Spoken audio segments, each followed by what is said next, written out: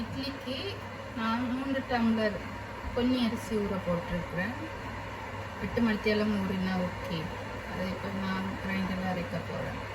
3 டம்ளருக்கு 1 டம்ளர் உளுந்து, அதில் சொட்டு ஒரு பிஞ்சளவு வெந்தயம் போட்டு அதையும் ஊற வச்சுக்கிறேன் 8 மணித்தேலம். அதையும் இப்போ நல்லா அரைச்சி வச்சா நாளைக்கு பிடிச்சிடும், நாளைக்கு இட்லி அவிக்கலாம்.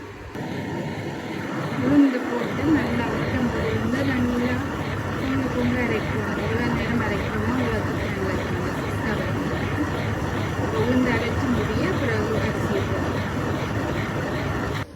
இப்போ இட்லிக்கு உளுந்து நல்லா ஒரு கப் உளுந்து இவ்வளோ கொஞ்சம் ஆட்டி வச்சுக்கணும். பார்த்தீங்களா, இப்படி நல்லா பொங்க எடுத்து அரைச்சி வச்சுட்டு 3 டம்ளர் பொங்கல் வச்சு போட்டா 1 டம்ளர் உளுந்துக்கு 3 டம்ளர்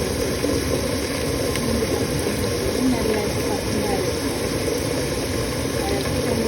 மிக்ஸ் பண்ணி மூடி வச்சுங்கன்னா நாளைக்கு குடிக்கணும். நாளைக்கு இப்போ இட்லிமா அரைச்சாச்சு.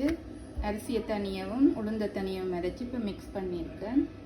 இப்போ கொஞ்சம் இடம் விட்டு புளிக்க வைங்க. எண்டை புளிக்கும் போது பொங்கும். இப்போ இதை மூடி வச்சுட்டு நாளைக்கு எடுத்து இட்லி ஊற்றிட்டு காட்டுறேன்.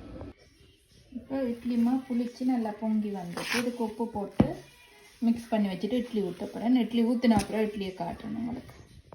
இப்போ இட்லி சட்டியில் இட்லி மாவு ஊற்றி அவிய விடுவேன். தண்ணி கொதிச்சு வச்சு தண்ணி ஊற்றுனீங்கன்னா சீக்கிரம் அவிக்கணும். இது பாருங்கள், நல்ல சாஃப்டான இட்லி வந்துட்டு. கொப்பின